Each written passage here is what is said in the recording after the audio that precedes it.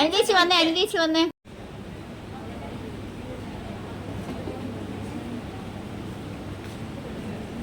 ശ്രീമതി രമ്യ ജയപ്രകാശ്.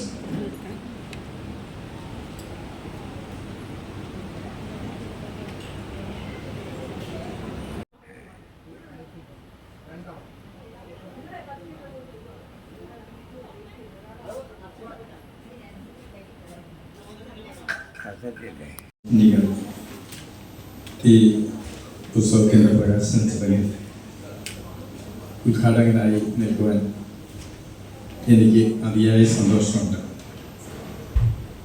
വളരെ മനോഹരമായ പേര് പെണ്ണില്ല. ഈ പേരുകൾ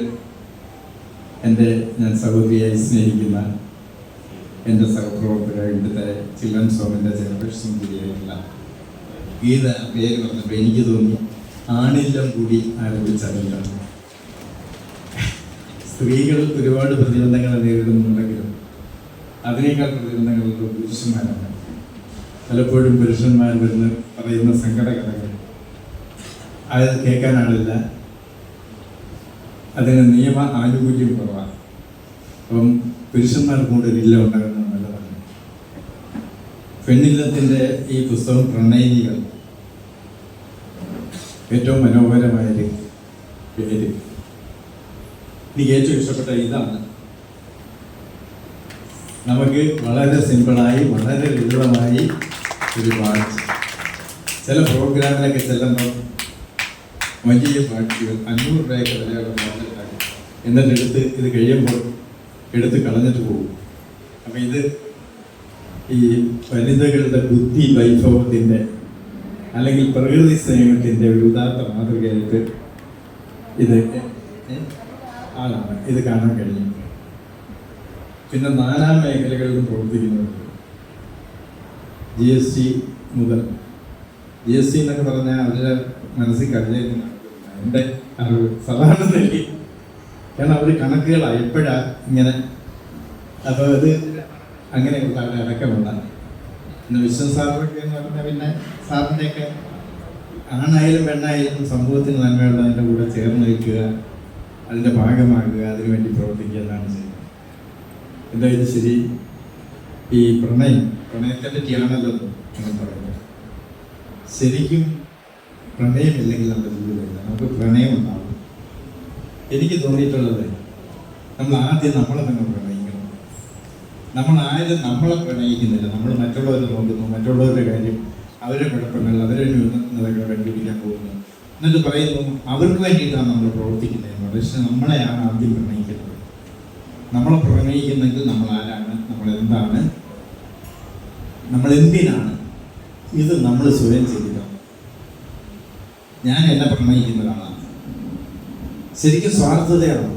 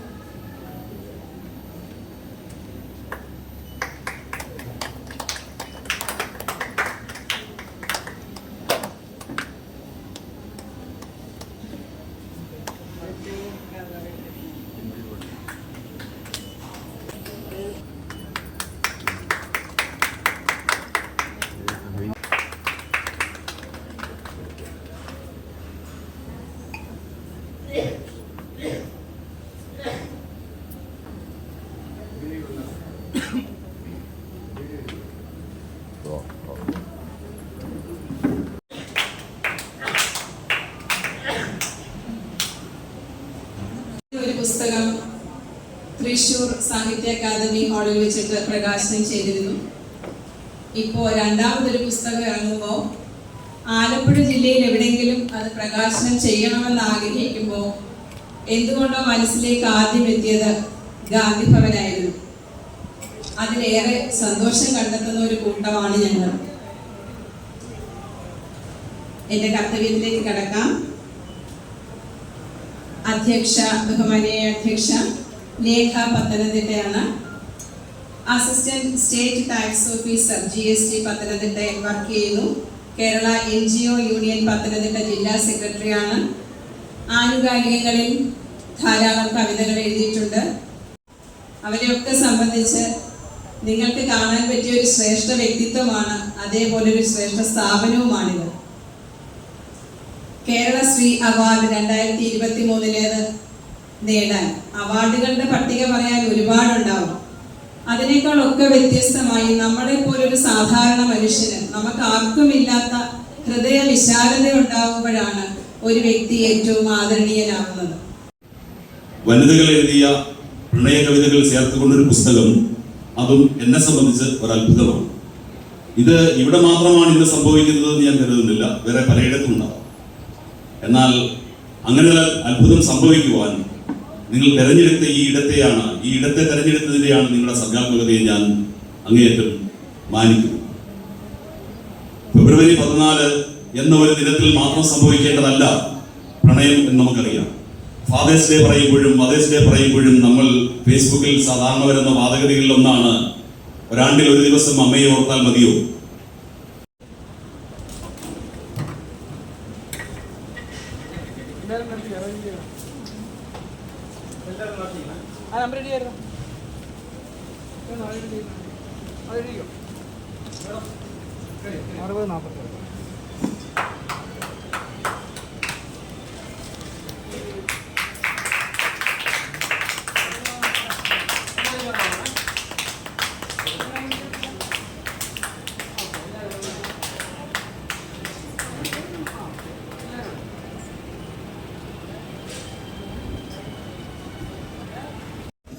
പുസ്തകം ഇപ്പോഴാണ് കണ്ടത് എന്നുള്ളതുകൊണ്ട് അതിമനോഹരമായിരിക്കുന്ന ഈ പുസ്തകത്തിന്റെ പ്രൊഡക്ഷനെ കുറിച്ച് പ്രകാശനം ചെയ്യുന്ന ഞാൻ എന്തെങ്കിലും ഒരു വാക്ക് പറഞ്ഞില്ലെങ്കിൽ അത് നീതിയുക്തമല്ല എന്നുള്ളതുകൊണ്ട് അതിമനോഹരമാണ് ഇതിന്റെ പ്രൊഡക്ഷൻ.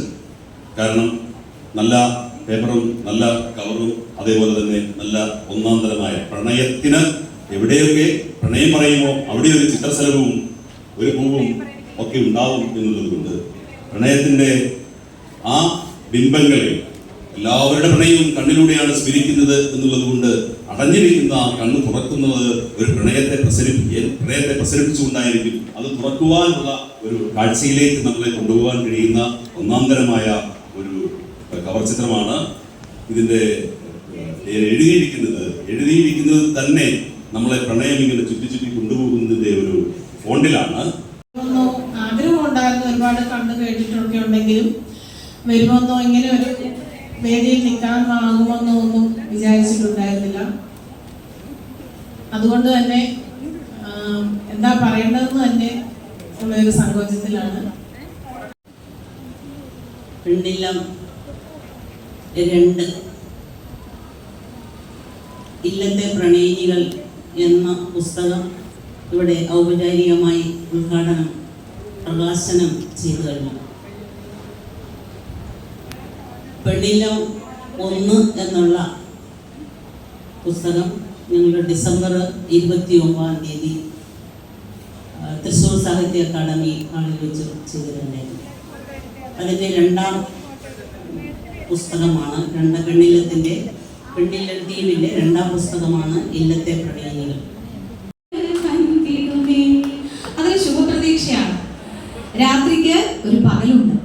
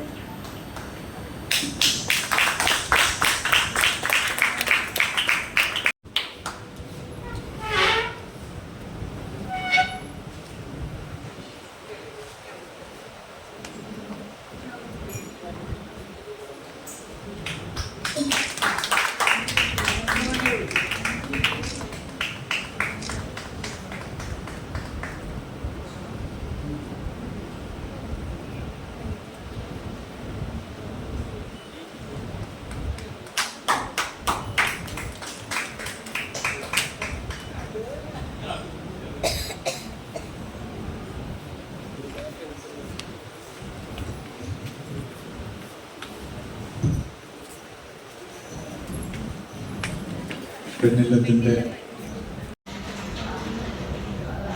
ശ്രീമതി CK ലതിക,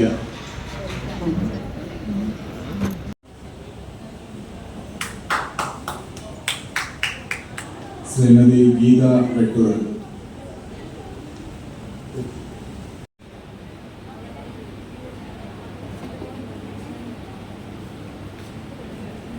ശ്രീമതി രമ്യ ജയപ്രകാശ്,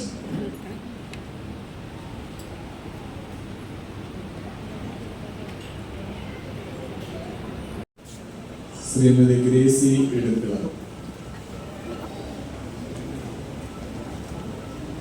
എല്ലാം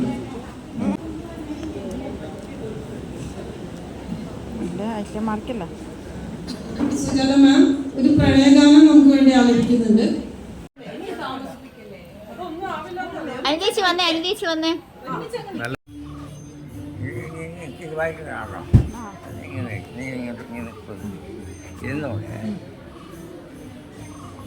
ഇതിങ്ങനെ ഇങ്ങനെ അങ്ങനെ കാണിച്ചാൽ മതി. അത് ഞാൻ വായിക്കണേ ഇത് തുറന്നു ഇതുണ്ടോ ഇങ്ങനെ ഇതുണ്ട്.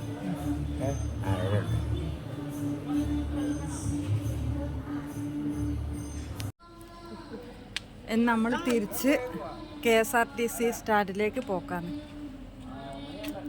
ഇപ്പം തന്നെ സന്ധ്യയായി.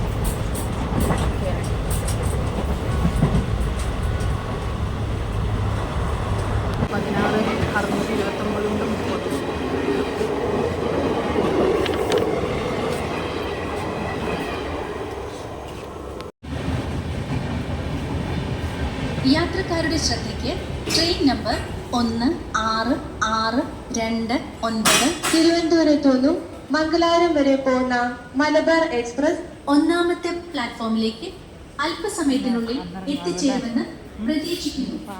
യാത്രികർ കൃപയാ ധ്യാൻ दें.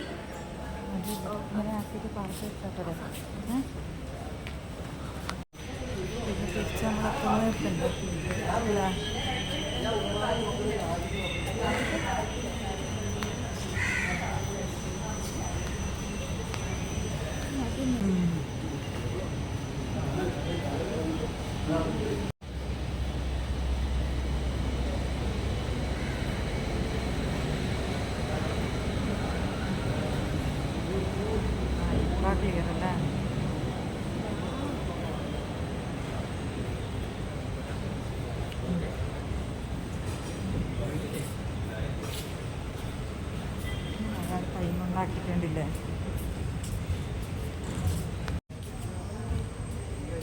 അയ്യോ കടന്നു പോയി കഴിഞ്ഞില്ല.